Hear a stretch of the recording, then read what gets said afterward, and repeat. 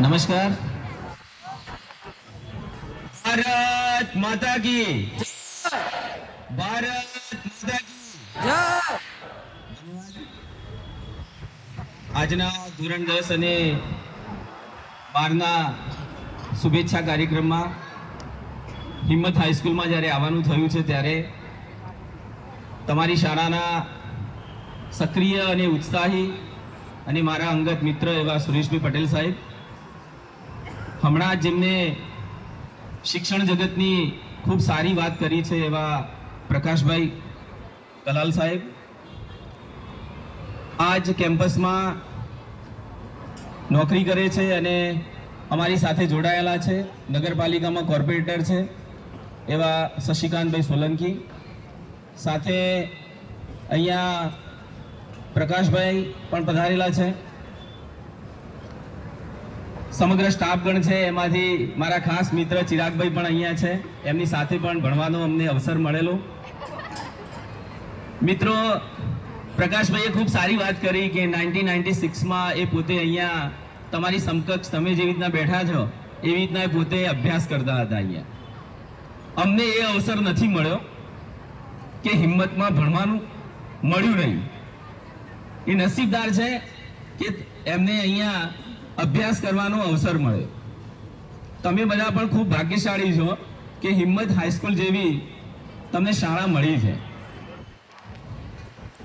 2002માં જ્યારે બોર્ડની એક્ઝામ આપવાની આવી ત્યારે પ્રથમવાર હિંમતનગર જોયું હતું મેં, અને આજે 2026માં જે શાળામાં ભણવાનો અવસર નહોતો મળ્યો એ શાળામાં મુખ્ય મહેમાન તરીકે આવવાનું થયું છે. મારા માટે ખૂબ ગૌરવની અને આનંદની વાત એટલા માટે છે કે માણસ જ્યારે, તમને હું બે જ બાબતોની વાત કરવાનો છું. માણસ જ્યારે સકારાત્મક રીતે અને સારા ભાવથી જ્યારે કામ કરે ત્યારે એના જીવનમાં સફળતાનો જે જ્યોતિ છે એ પ્રગટતો જ હોય છે. માણસને સકારાત્મક ભાવથી કામ કરવું પડે છે.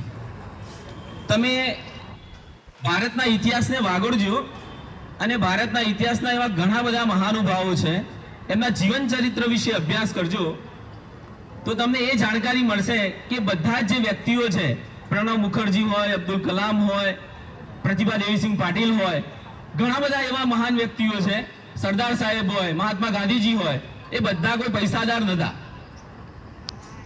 બધાએ સંઘર્ષ કર્યો અને સંઘર્ષ કરી અને પોતાના જીવનના અંત્યોદય સુધી એમને રાષ્ટ્ર નિર્માણ માટે પણ કામ કર્યું, સાથે સાથે રાષ્ટ્રની પ્રગતિ કેવી રીતે થાય એના માટે પણ ખૂબ સારું કામ કર્યું છે.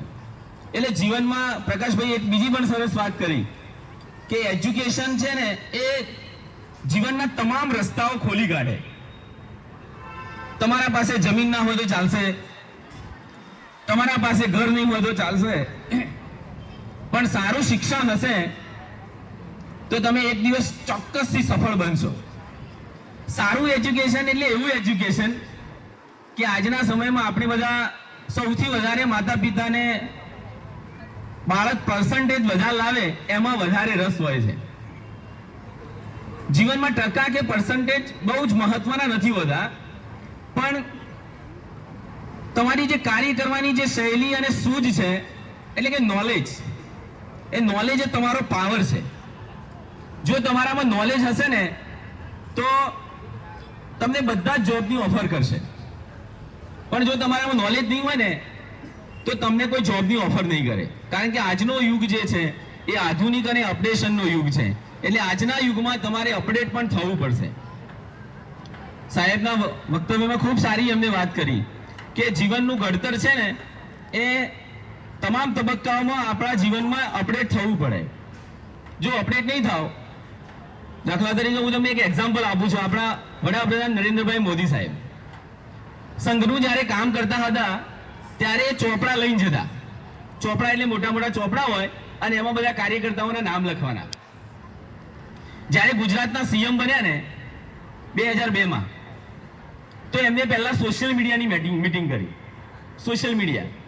અને એ વખતે 2002માં એમને વાત કરી કે એક સમય એવો આવવાનો છે કે સોશિયલ મીડિયાનું મહત્વ બહુ જ હશે, અને એ વખતે એમને સોશિયલ મીડિયામાં ફેસબુકની વાત કરી અને બીજા ટ્વિટર્સની વાત કરી કે તમામ વ્યક્તિઓના ટ્વિટર્સ એકાઉન્ટ હોવા જોઈએ. સાહેબ, જે પણ રાજકીય નેતા હોય ને એને 3 એકાઉન્ટ હોવા જોઈએ. એક ફેસબુકનું હોવું જોઈએ, ટ્વિટર હોવું જોઈએ, ઇન્સ્ટાગ્રામનું પણ હોવું જોઈએ. આટલા 3 એકાઉન્ટ એમના હોવા જોઈએ. કારણ કે જે પણ કામ કરે છે એ કામ એમને પ્રજાને બતાવવાના હોય છે. જો એ પોતે જીવનમાં અપડેટ ના થયા હોત ને તો આજે વડાપ્રધાન ના હોત. આજે આપણા ભારતના વડાપ્રધાન જે બન્યા છે ને એની પાછળનું એમનું કામ છે સતત એક્યુરેસી. 24/7. 24/7 નો મતલબ એવો, આપણે બધા ઊંઘી જઈએ છીએ, ઊંઘમાં પણ તમને સપનું દેખાવું જોઈએ કે મારે શું કરવાનું છે. જો તમે સપના જોશો ને તો પણ તમે ખૂબ પ્રગતિ કરશો. એટલે જીવનનો એક મંત્ર હોવો જોઈએ કે આપણે શું કરવું છે. કોઈએ પ્લાનિંગ કર્યું છે એવું કે મારે શું કરવું છે? નથી કર્યું. એક માથા સુલિયાની સ્કૂલમાં સાહેબ હું ગયો હતો. ત્યાં સરસ મજાની ચાલે છે. એક શનિવારનો દિવસ હોય છે અને શનિવારના દિવસમાં એટલે કે ચોપાલ ચલાવે છે. એમાં એક પ્રોફેશનલ વ્યક્તિ આવે છે દર મહિનાના શનિવારે વિદ્યાર્થીઓ